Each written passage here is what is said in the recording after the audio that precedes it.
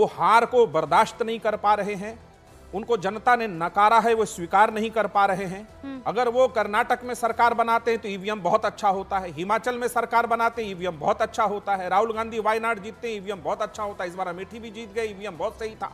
A few moments later. तो आप जहां जहां जीतते हैं वहां ईवीएम सही हो जाता है और फिर एक आके सिगुफा छोड़ देते हैं। ये लोकतंत्र पर आपका विपक्ष का प्रहार है, आप उसको कमजोर कर रहे हैं। अनुराग भदौरिया जी, विपक्ष की सारी पार्टियां झूठ की दुकान चला रही है।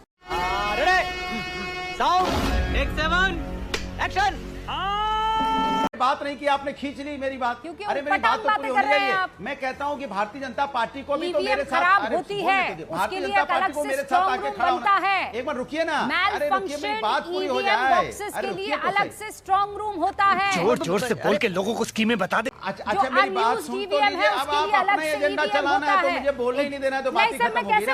अब आपको लग रहा है कि नहीं मुझे अपनी बात, अरे प्रवक्ता मैं हूँ, अब प्रवक्ता आप थोड़ी हैं, आप प्रवक्ता भी बन जाएंगे, एंकर भी बन जाएंगे, तो काम नहीं चलेगा ना रूबिका जी। आप एंकर ही रहेंगे, आप प्रवक्ता हमें रहने दो, मुझे बोलने दो, सवाल का जवाब दे दो। आप सवाल भी पूछेंगे जवाब भी देंगे, फिर सवाल पूछेंगे जवाब भी आप अपने हिसाब से दे देंगे। मतलब अपने हिसाब से इसको सूट कर रहा हूँ, कमाल की बात कर रहे हैं आप। बोलने नहीं देते। अरे मुझे प्रवक्ता हूँ, मुझे बोलने दीजिए, मुझे जवाब देने दीजिए। ढंग की बात रखिए ना, मैल फंक्शनिंग में टेम्परिंग में फर्क है। रूबिका लियाकत दो बातें कह रही हैं, उन दो बातों को ध्यान में रखकर अपनी बात को आगे बढ़ाइए। ये बड़ी अच्छी बात कही आप।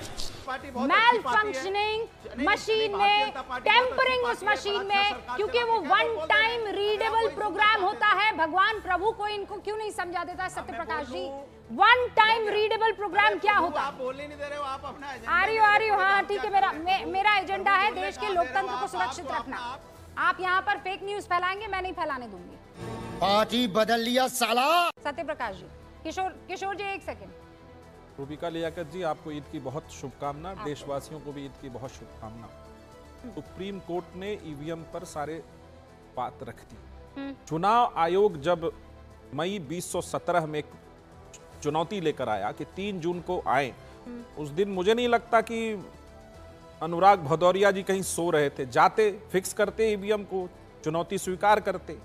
वास्तविकता यह है कि कांग्रेस पार्टी और विपक्ष की तमाम ऐसी पार्टियां जो ईवीएम पर सवाल उठा रही हैं, बार बार देश को गुमराह कर रही हैं, वो लोकतंत्र की जड़ों को खोद रही हैं। वजह आ रहा है, वो लोकतंत्र की जड़ों को खोद रहे हैं। वो हार को बर्दाश्त नहीं कर पा रहे हैं, उनको जनता ने नकारा है, वो स्वीकार नहीं कर पा रहे हैं। अगर वो कर्नाटक में सरकार बनाते हैं तो ईवीएम बहुत अच्छा होता है, हिमाचल में सरकार बनाते हैं ईवीएम बहुत अच्छा होता है, राहुल गांधी वायनाड जीतते हैं ईवीएम बहुत अच्छा होता है, इस बार अमेठी भी जीत गए, ईवीएम बहुत सही था। ये फंस गया सीएम, इसे पार्टी की मीटिंग समझ के फंस गया। तो आप जहां जहां जीतते हैं वहां ईवीएम सही हो जाता है और फिर एक आके सिगुफा छोड़ देते हैं। ये लोकतंत्र पर आपका विपक्ष का प्रहार है, आप उसको कमजोर कर रहे हैं। अनुराग भदौरिया जी, विपक्ष की सारी पार्टियां झूठ की दुकान चला रही है। पहले राहुल गांधी कहते थे ना कि वो मोहब्बत की दुकान चला रहे हैं, लेकिन वास्तव में राहुल गांधी लोकतंत्र में झूठ और छूट की दुकान चला रहे हैं। रफाल पे भी यही किया था उन्होंने। सुप्रीम कोर्ट ने रफाल पर फैसला दिया, फिर जनता के बीच में प्रधानमंत्री को कहने लगे कि चौकीदार चोर है। तो ये झूठ की दुकान चलाना बंद करिए। जनता इस बात को समझ रही है, वो आपसे ज्यादा जागरूक है, उसको पता है कि चुनाव आयोग ने चुनौती दी और कोई पार्टी वहां नहीं पहुंचा ईवीएम को फिक्स करने, ईवीएम को सेट करने के लिए। लेकिन अरे कहना क्या चाहते हो? एलन मस्क ने एक बात कह दी। लेकिन एक बड़ा सवाल है। अनुराग जी पहले जवाब दे दीजिए, उसके बाद मैं आगे बढ़ती हूँ। अनुराग जानना चाहता हूँ। हाँ, मैं अपनी बात कह लूं? मैं अपनी बात कह लूं? जी जी।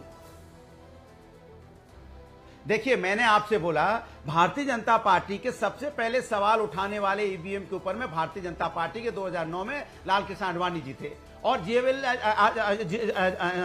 जीवन नरसिम्हा राव की किताब में बाकायदा इस पे उन्होंने उल्लेख भी हुआ। तभी भारतीय जनता पार्टी कहां थी? आज हम कह रहे हैं कि हाँ ईवीएम में गड़बड़ी, हम जीते हैं, जीतने के बावजूद भी कह रहे हैं कि ईवीएम में गड़बड़ी होती है। 2 बार सरकार बना चुके हैं, उसी समय आप कोई फैसला ले लेते कि देश में बैलेट से चुनाव होगा। 2009 में सरकार बनाई तो आप क्यों उस समय तो नहीं आए? मैं चोर कहना जानना चाहता हूं। Once more!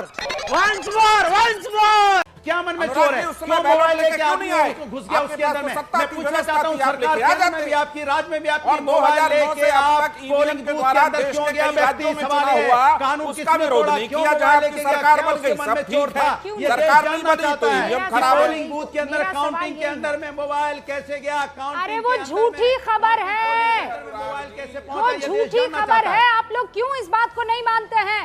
बकायदा क्लैरिफिकेशन हो गया है। क्या क्या ओटीपी वाली खबर झूठी कि है। मोबाइल नहीं गया? मैं नहीं मानता। मोबाइल लेके अंदर गया कि नहीं गया, पहले ये बताइए आप। मोबाइल अंदर मोबाइल गया लेके वो व्यक्ति अंदर गया कि नहीं गया था, पहले बताइए आप। 180 नहीं, नहीं, हाँ, इसके हाँ, तो ऊपर मोबाइल लेके कैसे वो मोबाइल लेकर गया है, इसके ऊपर एफआईआर दर्ज हो गई है सर। देते हो और बीजेपी के सपोर्ट के लोग मोबाइल लेके घुस जाएंगे काउंटिंग के अंदर में, अरे और आप कह रहे हो FIR कार्रवाई हो दर्ज रही हो गई है। है। अखिलेश यादव जी और तमाम लोगों ने कहा था इस बार चुनाव में कि धांधली होगी, डंडा लेके पहुंचना। एक प्रकोष्ठ का नाम बताया था, बांस प्रकोष्ठ, भूल गए? लोकतंत्र पे ये प्रहार करने वाले थे आप लोग। अगर आप किशोर जी, सीट नहीं आता किशोर जी, तो- किशोर जी, किशोर जी, किशोर जी, प्लीज पहले ये बताइए, एक सेकंड से रुक जाइए। जहां से खबर आई है, किशोर तिवारी जी, ये बताइए कि जिस अखबार में ये खबर छपी थी, उस अखबार ने क्लैरिफिकेशन दे दिया। आप लोग उस क्लैरिफिकेशन को क्यों नहीं कोट ट्वीट कर रहे हैं? कमायला बाबू भैया से डायरेक्ट बाबू